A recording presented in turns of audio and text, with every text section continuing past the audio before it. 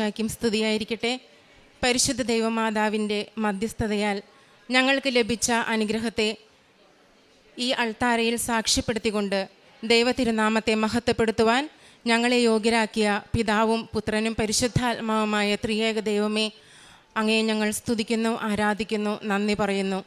തിരുവചനത്തിൽ പറയുന്നു, ദൈവത്തിൻ്റെ ശക്തമായ കരത്തിൻ കീഴിൽ നിങ്ങൾ താഴ്മയോടെ നിൽക്കുവിൻ, അവിടുന്ന് തക്ക സമയത്ത് നിങ്ങളെ ഉയർത്തിക്കൊള്ളും. എൻ്റെ പേര് ഫെമി. ഇതെൻ്റെ അനുജത്തി ആശ, ആശയുടെ ഹസ്ബൻഡ് ബിബിൻ. ഇവർക്ക് ലഭിച്ച കുഞ്ഞുവാവയാണ് ഇത്. ഞങ്ങൾ നാട്ടിൽ അങ്കമാലിയിലാണ്. ഞാൻ കുവൈറ്റിൽ കുടുംബമായിട്ട് താമസിക്കുന്നു. ഇവർ രണ്ടുപേരും ദുബായിലാണ് ഉള്ളത്. ഞങ്ങൾക്ക് ആക്ച്വലി എൻ്റെ മമ്മിയും കൂടെ ഇവിടെ വരാനിരിക്കുകയായിരുന്നു. പക്ഷെ മമ്മിക്ക് ചില കാരണങ്ങളാൽ വരാൻ സാധിച്ചില്ല. എൻ്റെ അനുജത്തിക്ക് ലഭിച്ച ഈ ഒരു അനുഗ്രഹത്തെപ്പറ്റി സാക്ഷ്യപ്പെടുത്താനാണ് ഞങ്ങളിവിടെ ആയിരിക്കുക. ആശയെപ്പറ്റി പറയുകയാണെങ്കിൽ 2014 ഇവൾ വിവാഹിതയായിരുന്നു. പക്ഷേ പലവിധ കാരണങ്ങളാൽ ഇവളുടെ വിവാഹ ജീവിതം പരാജയപ്പെടുകയാണ് ഉണ്ടായത്. ആ ബന്ധത്തിൽ അവർക്ക് കുഞ്ഞുങ്ങളും ഉണ്ടായില്ല. ഒത്തിരിയേറെ സന്തോഷവും സമാധാനവും നിറഞ്ഞ ഞങ്ങളുടെ കുടുംബത്തിൽ ഒത്തിരിയേറെ പിന്നെ ബുദ്ധിമുട്ടുകളും സമാധാനക്കേടുകളും സങ്കടങ്ങളും മാത്രമായി. ഇവളുടെ ജീവിതത്തെപ്പറ്റി ഓർത്ത് ഞങ്ങൾക്കെല്ലാം വിഷമമായിരുന്നു. ഞങ്ങൾ 3 പെൺമക്കളാണ്. ഞാനാണ് മൂത്തയാൾ. എനിക്ക് താഴെ വേറൊരു അനുജത്തിയും കൂടിയുണ്ട്. അവൾ കുടുംബമായിട്ട് ഇറ്റലിയിലാണ് താമസിക്കുന്നത്. ഞങ്ങളെല്ലാവരും ഒത്തിരിയേറെ ഇവൾക്ക് വേണ്ടി പ്രാർത്ഥിച്ചുകൊണ്ടിരുന്നു. എൻ്റെ മമ്മി ഞങ്ങൾക്ക് ഓർമ്മ വയ്ക്കുന്ന കാലം മുതൽ എല്ലാ ദിവസവും പള്ളിയിൽ ദിവ്യബലിക്ക് പോവുകയും ഞങ്ങൾ മക്കൾക്ക് വേണ്ടി പ്രാർത്ഥിക്കുകയും ചെയ്യുന്ന ഒരു മമ്മിയാണ്. മമ്മി ആശയ്ക്ക് വേണ്ടി ഒത്തിരിയേറെ പ്രാർത്ഥിച്ചു. കർത്താവിൻ്റെ ക്രൂശിത രൂപത്തിൽ ഇവളെ ചേർത്ത് വെച്ച് എൻ്റെ മമ്മി എന്നും പ്രാർത്ഥിക്കും. ഞങ്ങളും കുവൈറ്റിലും ഇറ്റലിയിലും എല്ലാം ആയിരുന്നുകൊണ്ട് ഞങ്ങളും ഇവൾക്ക് വേണ്ടി പ്രാർത്ഥിക്കുമായിരുന്നു. അങ്ങനെ ഇരിക്കുമ്പോഴാണ് ഇവൾക്ക് വീണ്ടും ഒരു വിവാഹ ജീവിതം ലഭിക്കുകയും ഇവർ അങ്ങനെ വിദേശത്തേക്ക് പോകുകയുമാണ് ഉണ്ടായത്. ഇവൾക്ക് വിവാഹം കഴിഞ്ഞതിന് ശേഷം ഒരു 1.5-2 വർഷമായിട്ടും പിന്നെയും കുഞ്ഞുങ്ങളില്ല. അപ്പോൾ ഞങ്ങൾക്ക് വീണ്ടും ടെൻഷനായി. കാരണം ജീവിതത്തിൻ്റെ നല്ലൊരു ഭാഗം ഇവരുടെ രണ്ടുപേരുടെയും പോയി കഴിഞ്ഞു. പ്രായമേറി വരുന്നു. എത്രയും പെട്ടെന്ന് ഇവരുടെ ഈ കുടുംബജീവിതത്തിന് പൂർണ്ണത ലഭിക്കണമെങ്കിൽ ഒരു കുഞ്ഞ് എത്രയും പെട്ടെന്ന് ഉണ്ടാകണമെന്ന് ഞങ്ങളെല്ലാവരും ആഗ്രഹിച്ചു. അങ്ങനെ ഇരിക്കുന്ന സമയത്തിലാണ് ഞാൻ കുവൈറ്റിലായിരിക്കുമ്പോൾ എൻ്റെ ഒരു കൂട്ടുകാരി മുഖേനയാണ് ഞാൻ ഈ കൃപാസനം എന്ന ആലയത്തെപ്പറ്റി കേൾക്കുന്നതും കൃപാസന മാതാവിനെ പറ്റി അറിയുന്നതും. ഞങ്ങൾ കുടുംബത്തോടെ മാതാവിനോട് ഒത്തിരിയേറെ ഭക്തിയുള്ളവരും മാതാവിനെ വണങ്ങുന്നവരുമായിരുന്നു. എങ്കിലും ഈ കൃപാസന മാതാവ്, കൃപാസനം എന്നൊക്കെ കേട്ടപ്പോൾ ഒരു വേള ഞാനും സത്യം പറഞ്ഞാൽ അവിശ്വസിക്കുകയായിരുന്നു. അപ്പോൾ ഞാൻ മാതാവിനെ ഒന്ന് ടെസ്റ്റ് ചെയ്യാമെന്ന് വിചാരിച്ചു. എൻ്റെ ആ ഫ്രണ്ട് എനിക്കൊരു കൃപാസനത്തിലെ പത്രം കൂടെ തന്നിരുന്നു. എൻ്റെ മകൾ കാനഡയ്ക്ക് ഹയർ സ്റ്റഡീസിനായിട്ട് ആയിടെ പോവുകയും അവൾക്ക് പാർട്ട് ടൈം ജോബ് കിട്ടാതെ അവൾ ജോബ് സെർച്ച് ചെയ്തുകൊണ്ടിരിക്കുന്ന സമയത്തിലാണ് എനിക്ക് ഈ കൃപാസന പത്രം എൻ്റെ കയ്യിൽ കിട്ടുന്നത്. അപ്പം ഞാൻ വിചാരിച്ചു, കൃപാസന മാതാവ് സത്യമുള്ള മാതാവാണെങ്കിൽ എനിക്ക് ഈ കാര്യം സാധിച്ചു തരണമെന്ന് ഞാൻ മാതാവിനോട് പറഞ്ഞിട്ട് എൻ്റെ മോൾക്ക് എത്രയും പെട്ടെന്നൊരു പാർട്ട് ടൈം ജോബ് ശരിയാക്കി തരണേ മാതാവേ എന്ന് ഞാനൊരു ചെറിയ വൈറ്റ് പേപ്പറിൽ എഴുതിയിട്ട് ഞാൻ ആ കൃപാസന പത്രത്തിൻ്റെ അകത്ത് വെച്ചിട്ട് ഞാൻ എൻ്റെ പില്ലോയുടെ അടിയിൽ വെച്ച് ഞാൻ പ്രാർത്ഥിച്ചുകൊണ്ടിരുന്നു. വിതിൻ 1 അവർ എനിക്ക് എൻ്റെ മോളുടെ കോള് വരാണ്, എനിക്ക് പാർട്ട് ടൈം ജോബ് കിട്ടിയെന്ന് പറഞ്ഞിട്ട്. ഞാൻ ഒത്തിരി സർപ്രൈസ്ഡായിപ്പോയി. കാരണം മാതാവിനെ ഒത്തിരി വിശ്വാസമുണ്ടായിരുന്ന എൻ്റെ ആ കൃപാസന മാതാവിനുള്ള അവിശ്വസ്തത മാറ്റുവാൻ എന്നെ തന്നെ സാക്ഷിയാക്കി മാതാവ്. അന്ന് മുതൽ ഞാൻ ഈ കൃപാസനത്തിലെ ധ്യാനങ്ങളും പഴയ ഉടമ്പടി ധ്യാനങ്ങളും ജോസഫ് അച്ഛൻ്റെ ആരാധനകളും ഈ കൃപാസനത്തിലെ സാക്ഷികളും എല്ലാം കാണുവാനും കേൾക്കുവാനും തുടങ്ങി. ഞാൻ ഇതിനെപ്പറ്റി സെർച്ച് ചെയ്യാൻ തുടങ്ങി. കാരണം ഞാൻ വിചാരിച്ചിരുന്നത് ഇതൊരു തട്ടിപ്പാണെന്നും ഇങ്ങനൊരു മാതാവില്ല, ഇവിടെ നടക്കുന്ന ശുശ്രൂഷകളൊന്നും ദൈവനിവേശിതമല്ല എന്നാണ് ഞാൻ കരുതിയിരുന്നത്. പക്ഷേ ഇതിനെപ്പറ്റി കൂടുതൽ അറിഞ്ഞപ്പോൾ എനിക്ക് മനസ്സിലായി ഇത് തികച്ചും ബൈബിളിനാൽ പ്രചോദനപ്പെട്ടതാണെന്നും ക്രൈസ്തവ മൂല്യങ്ങൾ നിറഞ്ഞതാണെന്നും എനിക്ക് മനസ്സിലായപ്പോൾ ഞാൻ പിന്നെ എൻ്റെ നിയോഗമായ ഇവർക്കൊരു കുഞ്ഞിനെ ലഭിക്കണമെന്ന ഒരു നിയോഗവുമായി എൻ്റെ കയ്യിലുള്ള സാധാരണ മെഴുകുതിരി കത്തിച്ചു വെച്ച് മാതാവിൻ്റെ പ്രത്യക്ഷീകരണ പ്രാർത്ഥനയും സായാഹ്ന പ്രാർത്ഥനയും എൻ്റെ കൂട്ടുകാരുടെ കയ്യിൽ നിന്ന് വാങ്ങി ഞാൻ കുവൈറ്റിലെ ഞങ്ങളുടെ വീട്ടിൽ ഞാൻ പ്രാർത്ഥിച്ചു തുടങ്ങി. അങ്ങനെ ഞങ്ങളുടെ കുടുംബത്തിൽ ഞങ്ങളുടെ ഈ സംസാരത്തിൻ്റെ ഇടയ്ക്ക് ഞാനും മമ്മിയും ആശയമായിട്ടുള്ള സംസാരത്തിൻ്റെ ഇടയ്ക്ക് ഞങ്ങൾ പറഞ്ഞു, നമുക്ക് കൃപാസനത്തിൽ പോയി ഉടമ്പടി എടുത്ത് പ്രാർത്ഥിക്കാം, ഇവർക്ക് എത്രയും വേഗം ഒരു കുഞ്ഞിനെ ലഭിക്കട്ടെ എന്നുള്ളൊരു പ്രാർത്ഥനയോടുകൂടി ഞങ്ങൾ ആക്ച്വലി ഇവിടെ ഈ സ്ഥലത്തില്ലാത്തത് കൊണ്ട് ഞങ്ങളുടെ മമ്മിയാണ് ഈ ആലയത്തിൽ വന്ന് ആദ്യമായി ഉടമ്പടി എടുത്ത് പ്രാർത്ഥിക്കുന്നത്. അതിനുശേഷമാണ് 2023 ജൂൺ 18-ന് ആശയും ജൂലൈ 18-ന് ഞാനും ഈ ആലയത്തിൽ വന്ന് ഉടമ്പടി എടുക്കുകയാണ് ഉണ്ടായിരുന്നത്.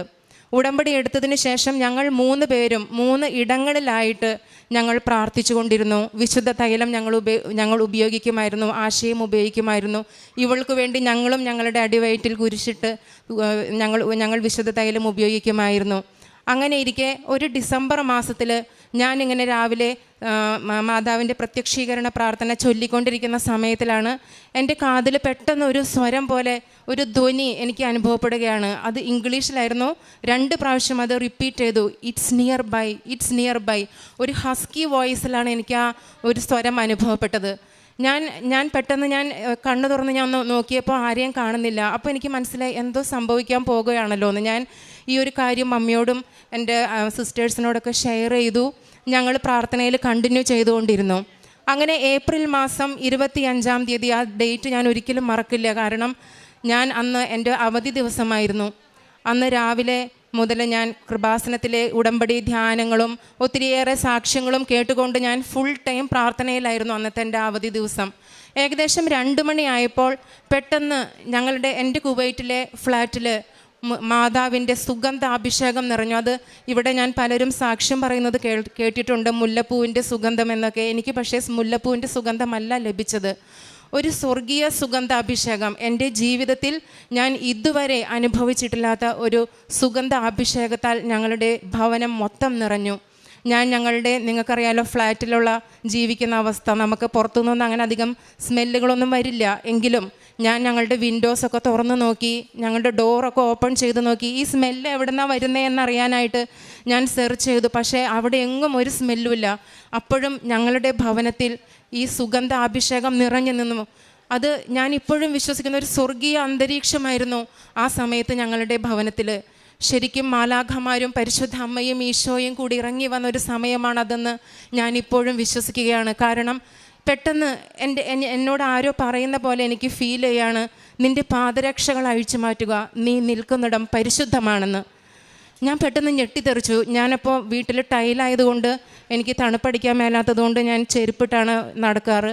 ഞാൻ പെട്ടെന്ന് എൻ്റെ ചെരുപ്പ് അഴിച്ചു മാറ്റിയിട്ട് ഞാൻ കുറച്ച് നീങ്ങി നിന്നു. കാരണം കൃപാസന മാതാവിൻ്റെ ഒരു ഫോട്ടോ എൻ്റെ വീട്ടിലുണ്ട്. മാതാവിനെ നോക്കാനുള്ളൊരു ധൈര്യം പോലും എനിക്ക് ആ സമയത്തില്ലായിരുന്നു. ഞാൻ ഒത്തിരി ഭയപ്പെട്ടിരിക്കുന്ന ഒരവസ്ഥയായിരുന്നു. പക്ഷേ ഞാൻ വേറെ ഏതോ ഒരു ലോകത്തിലായിരുന്നു ആ സമയം. ഞാൻ കുറച്ച് മാറിയിരുന്ന് ഞാൻ മുട്ടുകുത്തി വിശ്വാസ പ്രമാണം ചൊല്ലി മാതാവിൻ്റെ ഈ സാന്നിധ്യം ഞാൻ സ്ഥിരീകരിച്ചു.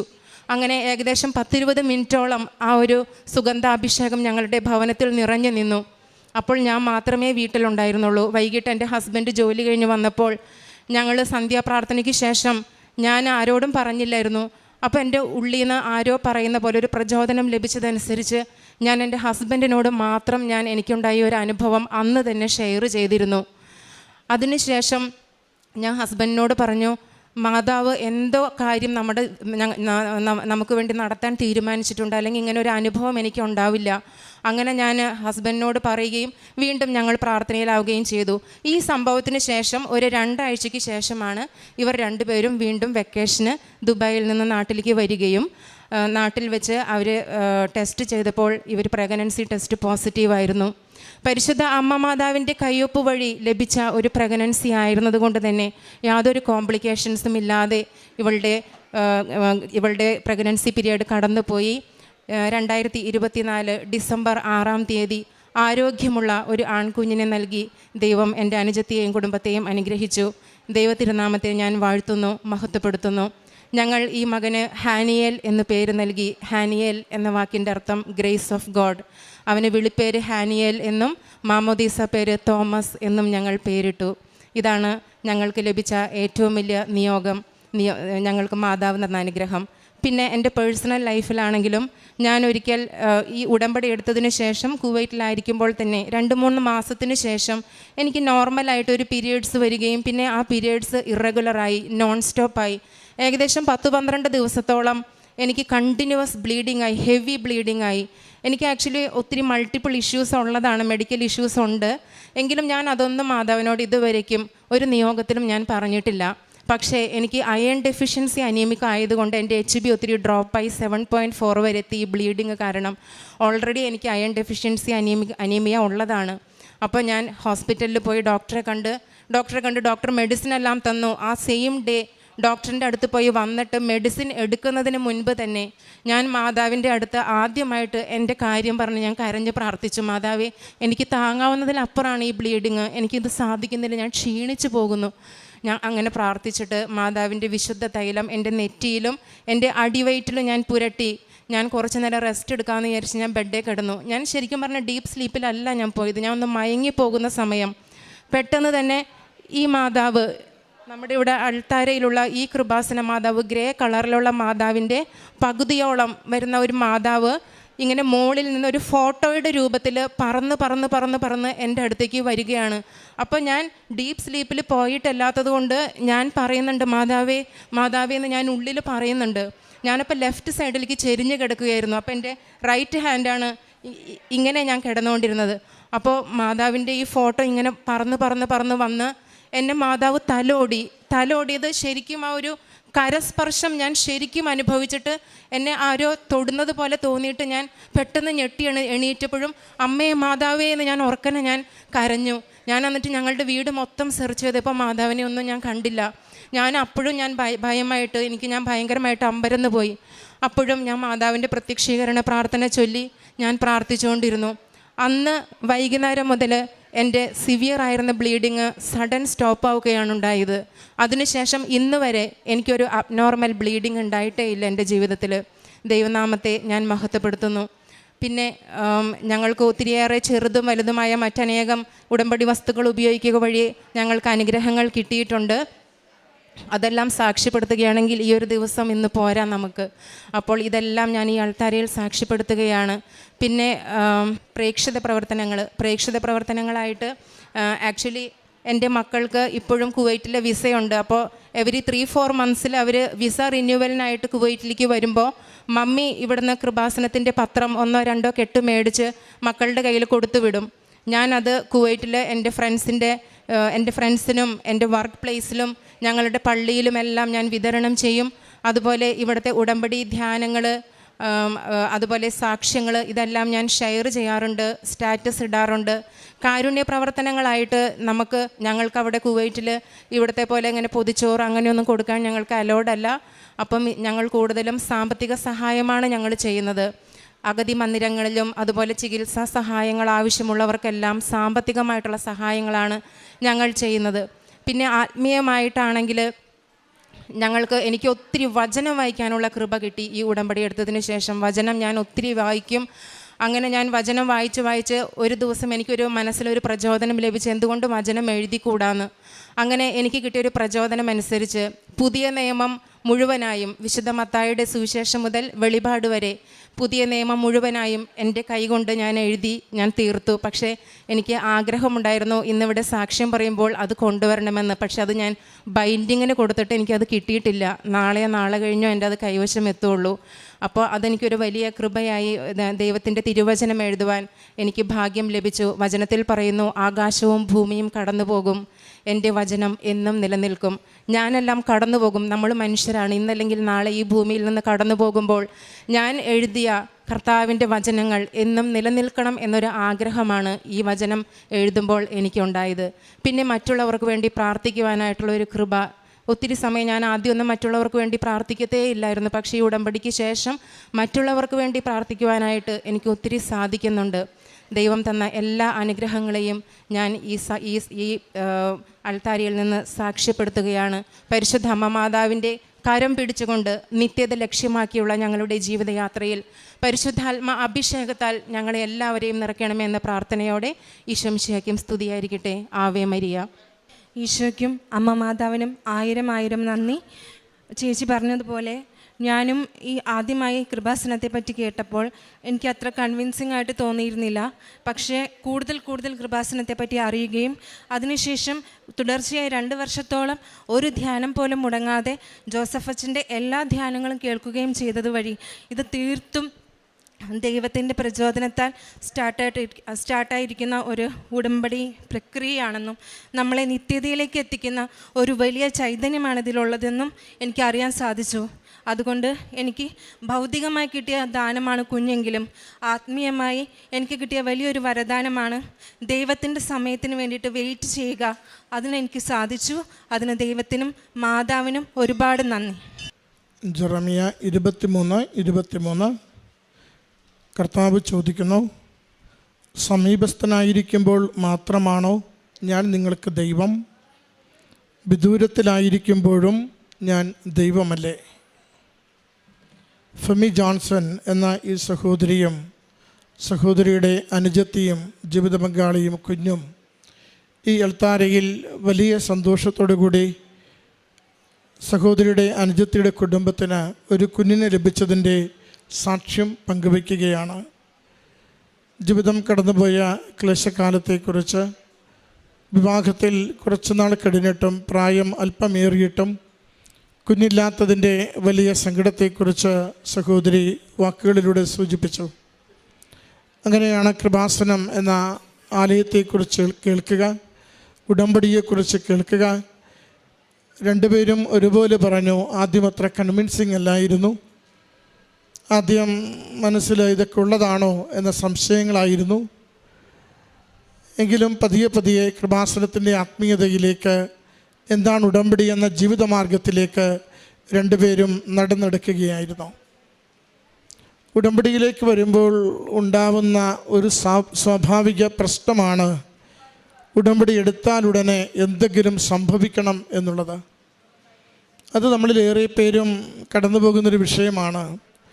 ഉടമ്പടി എടുത്തു ഉടൻ തന്നെ എന്തെങ്കിലും കിട്ടണം, കാണണം, അനുഭവിക്കണം, അല്ലെങ്കിൽ ഉടമ്പടി ഉണ്ടോ ഇല്ലയോ എന്നത് നമ്മൾ തന്നെ ഒരു സംശയം കൊണ്ട് ജീവിക്കുന്നവരായി നമ്മൾ മാറുന്നുണ്ട്. സഹോദരി അത് തന്നെയാണ് പറയുന്നത്. ഞാനും ഒന്ന് ഉടമ്പടി എടുത്തപ്പോൾ ഒരു പരീക്ഷണമാണ് ചെയ്തത്.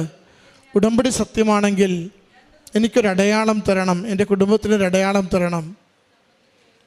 അത് ജോസഫ് അച്ഛൻ്റെ വചനപ്രഘോഷണത്തിൽ അച്ഛൻ പറയും, എന്തിനു വേണ്ടി ഉടമ്പടി എടുക്കുന്നു എന്നതിനെ ആശ്രയിച്ച് ചിലർക്ക് ചോദിക്കുവാനുള്ള മെറിറ്റ് ഉണ്ടാവും. ചോദിക്കുവാൻ മെറിറ്റുള്ളവർ ചോദിക്കുമ്പോഴത് ദൈവം അനുവദിച്ചു കൊടുക്കാറുണ്ട്. ചിലർക്ക് ചോദിക്കുവാനുള്ള മെറിറ്റൊന്നും ഉണ്ടാവില്ല. മെറിറ്റൊന്നുമില്ലെന്ന് ദൈവം അറിയുമ്പോഴും ചിലർക്കത് ആ വിശ്വാസത്തിൻ്റെ ഇൻസെൻറ്റീവായി ചിലത് അനുവദിച്ചു കൊടുക്കും. ഇത് ശരിക്കും ഉടമ്പടിയെ അവിശ്വസിച്ചുകൊണ്ട്, ശരിയാണോ എന്ന് സംശയിച്ചുകൊണ്ട് ചുവട് വയ്ക്കുമ്പോൾ ചോദിച്ചൊരു ചോദ്യമാണ്. ഉടമ്പടിയിൽ വിശ്വസിക്കണമെങ്കിൽ ഒരടയാളം വേണം. അതുകൊണ്ടാണ് നമ്മുടെ കാര്യങ്ങൾ വേഗത്തിൽ നടക്കാതിരിക്കുമ്പോൾ ദൈവം കൂടെ ഇല്ലെന്നാണോ നാം കരുതുന്നത്? നമ്മുടെ കാര്യങ്ങൾ നടക്കുമ്പോൾ മാത്രമാണോ ദൈവാനുഭവം, ദൈവസാമീപ്യം അനുഭവിക്കുന്നത്? ദൈവം വലിയ കരുണയുള്ളവരാണ്. ചില പിടിവാശികളുടെ മുമ്പിൽ ദൈവം ഇങ്ങനെ എളിമപ്പെട്ട് വന്ന് നിൽക്കാറുണ്ട്. മനുഷ്യാവതാരം പോലും ആ എളിമപ്പെടലാണല്ലോ. അതുകൊണ്ടാണ് സഹോദരി ചോദിക്കുമ്പോൾ തന്നെ അല്പമണിക്കൂർ കഴിയുമ്പോൾ അറിയുന്നത് മകൾക്ക് പാർട്ട് ടൈം ജോലി കിട്ടിയെന്നാണ്. പിന്നീട് പെട്രോൾ ഒഴിച്ച് തീ കത്തിക്കുന്നത് പോലെയാണ് സഹോദരി ഉടമ്പടി ജീവിതം മുന്നോട്ട് കൊണ്ടുപോകുന്നത്. കാരണം അതൊരു കൺഫർമേഷനായിരുന്നു.